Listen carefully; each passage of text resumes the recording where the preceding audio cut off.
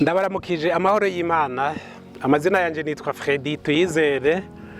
Nifuje ko tuganira ku gitabo c'Imana bibiriya, twibukanye ibirimwo.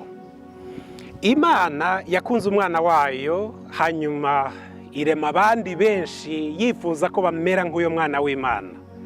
Ibashira mu itongo rya Edeni, Adamu na Eva, ibaha ububasha bwo kuzorondoka ngo nimugwire mwuzure isi. Hanyuma ibaha ububasha bwo kuganza. Mu itanguriro rero, igitabo c'itanguriro ni igitabo gikomeye cerekana ivy'Imana yashizeho, kandi nico kerekana fondation y'ibitabo byose, urufatiro rw'ibitabo byose byo muri Bibiriya. Ariko rero dushitse ku gice ca gatatu, ku murongo wa gatandatu mu itanguriro, herekana ingene ingorane yaje. Ibi byose Imana yaremye, aha turi ku kiyaga Tanganyika, ibiti, ibitungwa, ibintu byose byaremwe n'Imana. Imana ibifitiye umugambi udasanzwe, ariko iha ububasha umuntu wo kubiganza. Umuntu rero atakaza ubwo bubasha. Niho Imana imaze kugendera Eva na Adamu, yababazi cabaye binyegeje bahunze, ariko ibwira Shetani ati kuko zibi uruvyaro rwawe ruzokwankana n'uruvyaro rw'uyu mugore, kandi uruvyaro rw'uyu mugore ruzokumena umutwe. Uyo mugore yaragiye kuzovyara umwana adasa n'abandi, azomena umutwe wa Shetani. Mwibuke ko vyagize ububasha bwatakajwe na Eva, ariko Mariya nawe yahawe ubwo bubasha bwo kuzovyara umwana. Avyara umwana mu buryo bw'igitangaza, atanda y'umugabo, avyara umwana w'Imana mu bubasha bwa mpwemu yera, biciye mu kuvuka.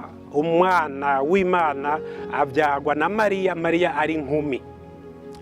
Igitangaza ca mbere nico ko nta wundi yavutse avuka ku mukobwa, ku mugore gusa, ata mugabo abayemwo.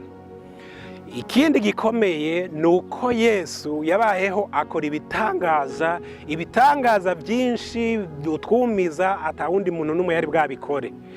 Ageze gupfa rero, yapfuye urupfu rubi, yishwe atacaha, yicwa urupfu rw'inkozi z'ibibi za nyuma, ariko kandi yarazutse. Ntiyaheze mu mva, yarapfuye arazuka, kiba igitangaza kidasanzwe kindi kimutandukanya n'abandi. Bibiriya rero ibandanya itwereka ko Kristo amaze kuzuka yagarukanye ububasha, ko yatsinze umwansi. Uyu munsi rero turi mu gihe Imana biciye mu mwana wayo yatanguje uwundi mugambi, ishengero. Mu kilatini ryitwa Ecclesia. Iyo Ecclesia ni kominote, ubwami bwasubijweho n'Imana biciye mu rupfu no kuzuka kwa Yesu, nico twita ishengero uno munsi. Iryo shengero rero nibwo bwami bw'Imana, umugambi wayo iriko irakora. Twiteze rero ko Kristo azogaruka. Igihe azogaruka azobaje gutahukana ishengero. Hanyuma ishengero rimaze kushika mu bwami bw'Imana, ubwo bwami rero buzoba bubaye restauré, nkoresheje igifaransa. Imana isubiye ku mugambi wayo. Ubwami bw'Imana buzogaruka igihe Kristo azoba atwaye ishengero, agasubira kwegeranya abantu biwe. Wa mugambi w'Imana w'ubwami watangurira mu itanguriro, uwo munsi ugiye kuzogaruka, ko twiteze ko Kristo agaruka agasubizaho ubwami bwiwe, ububasha yatse umwansi, uko umwansi nawe yarebahawe na Eva.